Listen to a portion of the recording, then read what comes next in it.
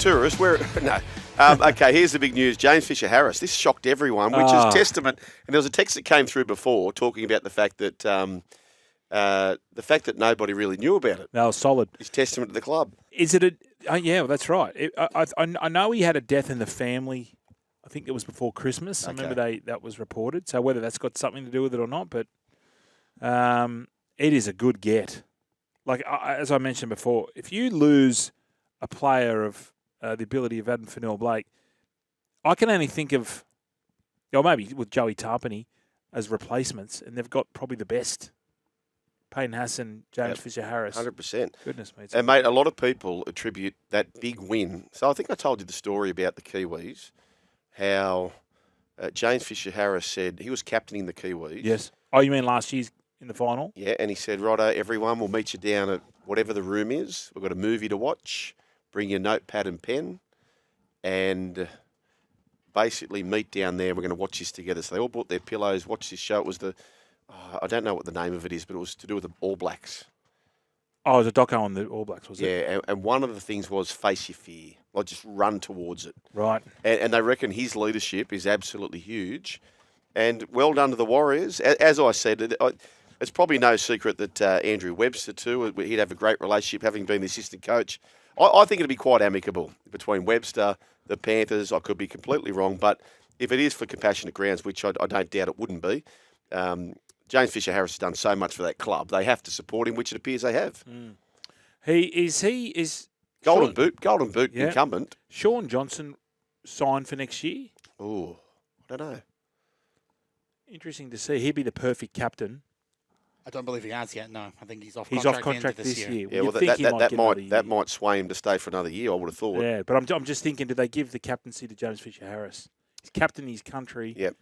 He's a Golden Boot winner. By all reports, he sets the standards of training and in the games.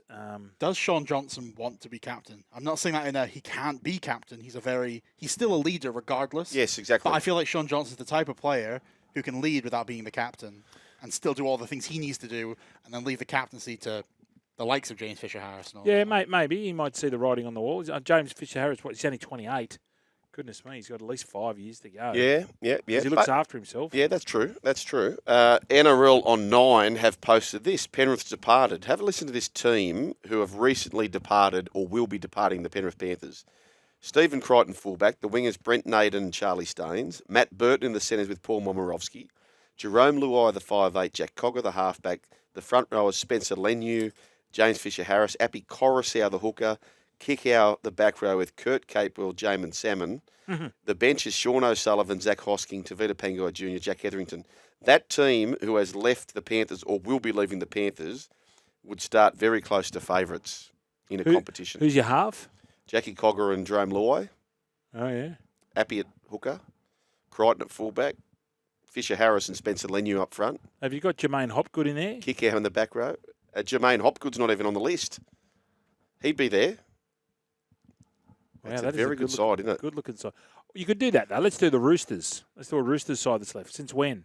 When was what date's that? Oh, this would be... Most of these would have been in the grand final eras, so since 2020. Fair enough. Pretty good. Pretty damn good. Liam Henry, he might be the man who has to step up in the void of James Fisher-Harris next year. Here's what he had to say. It's incredible, yeah. I try to be like a sponge and soak it all up.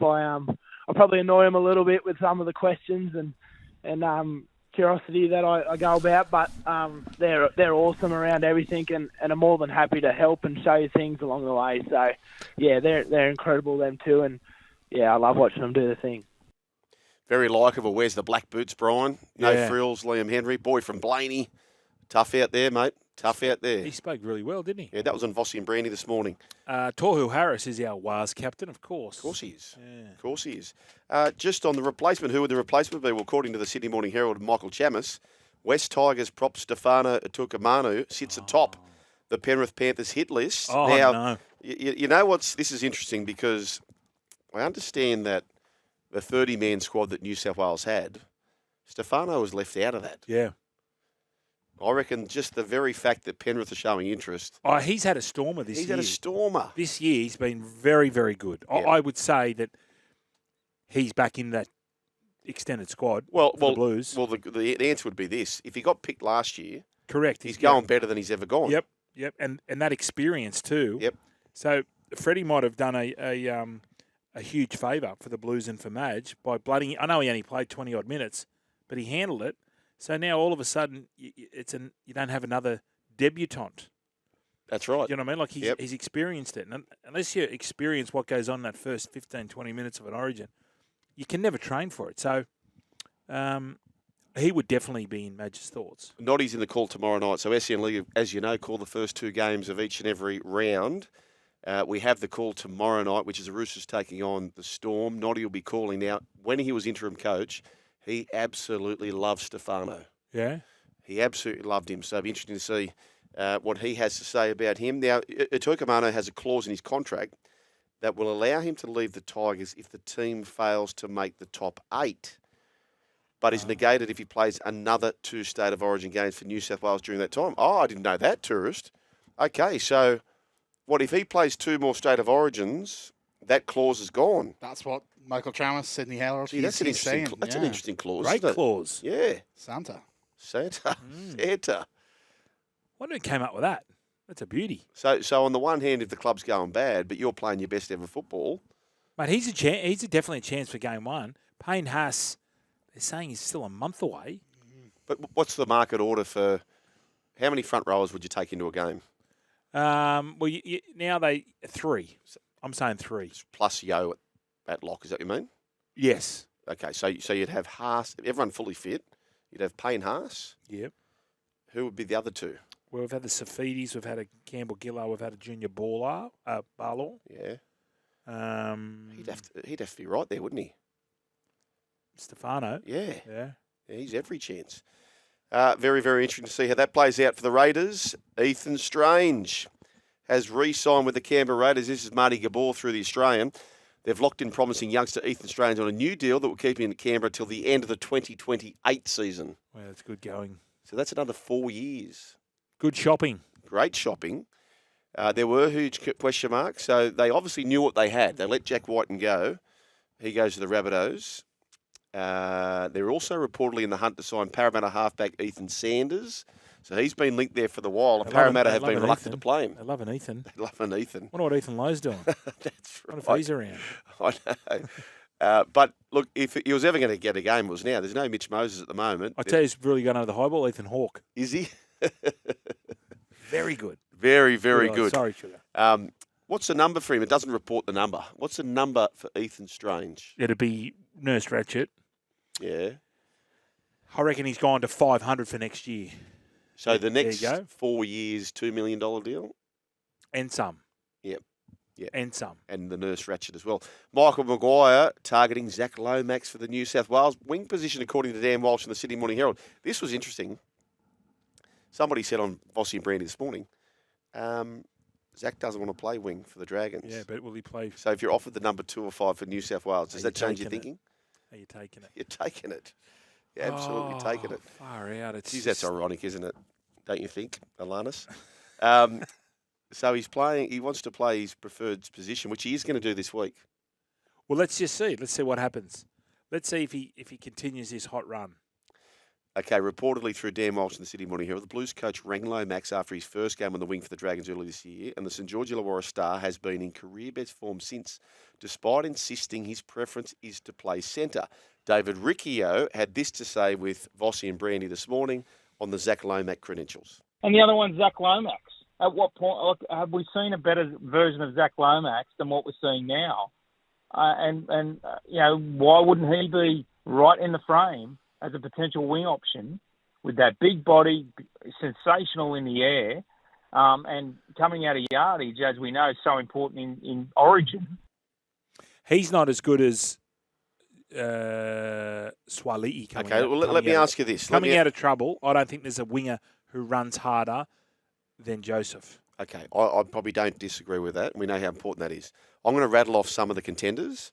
I want you, by the end of this, Brian, game time, to give me your 2 preferences and a shadow reserve. On the pick? Yes. Or the whole team? No, just the wing. Just the wing. I can do it to you now. Okay, here is the list. Zach Lomax, Brian To'o, Josh the Fox Addo-Carr, your man Greggy Marzu, Stephen Crichton, Tommy Turbo, Jason Saab, Ruben Garrick, Daniel Tupu, Joseph Swali'i. Name 2, 1 shadow reserve. I want Joseph. Yep. And To'o. Yep. And I'd have the Fox. So Fox would be the shadow reserve. Shadow reserve. Mate, I'm coming with you. Are you happy with that, Yeah, Mike? I'm coming with you. I don't think it'll happen, Neither do I. but I'm coming with you. I might be thinking it might be a Crichton.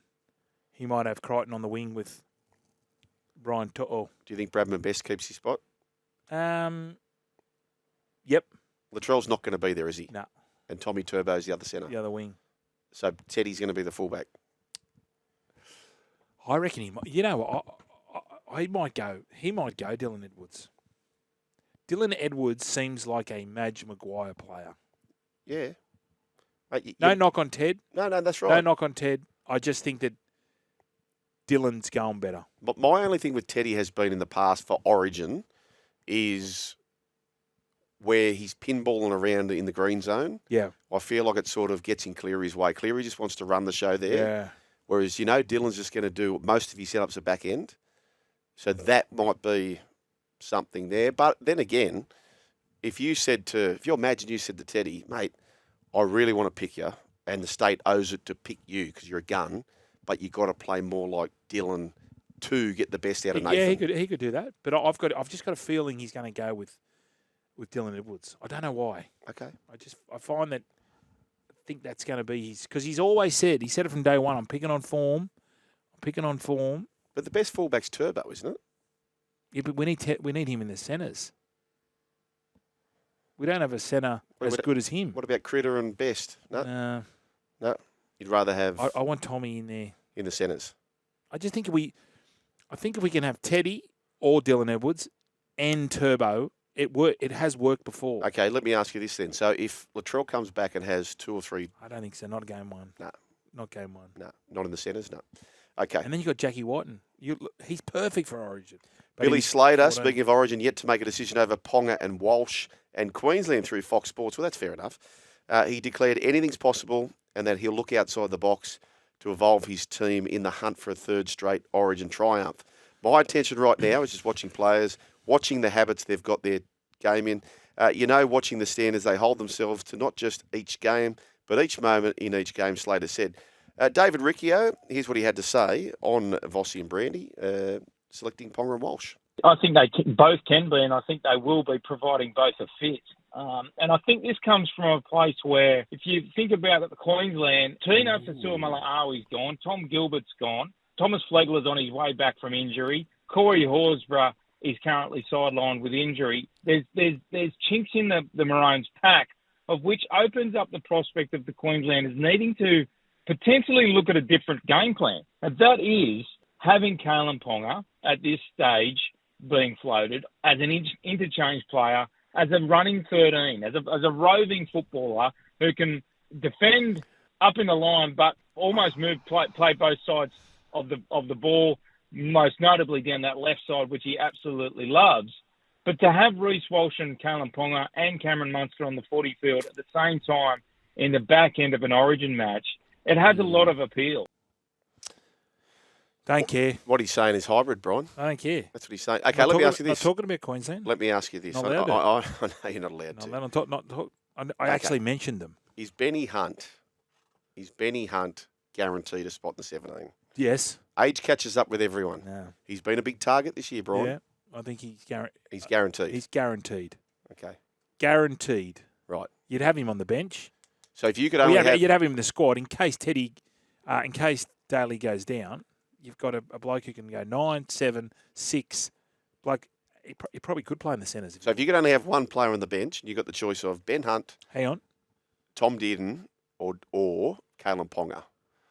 Oh. You can only have one of those three on the bench. Ben Hunt, Kalen Ponga, or Tom Dearden. Oh, that's a good question. Who would you take?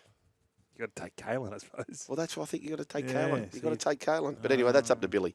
1300 01 1170. The run home with Joel and Fletch. Just repeating before we go to the break. Wacky Team Wednesday, Brian. Yes, anything to do with alcohol beverage, and we've got some here. Tom Vodka Cruiser. There you go. Yep. What about this one? No, this is from Tim Bailey's. Yes, Yeah. I've got one for you. Tim Bailey's. You like that Delta, one? good rum. Good one. Yeah, good rum. Good one. Good rum. Good rum. Wow. Delta, good rum. What about Mai Tai Tuivasa? Yeah, yes. You like that one, Dom? Yes. Oh, we need to. We've got an update. Whoa. Sorry, we've got an update after the break, just before the news. Yesterday's chat about Dom having a date. Oh, It's worked. yes.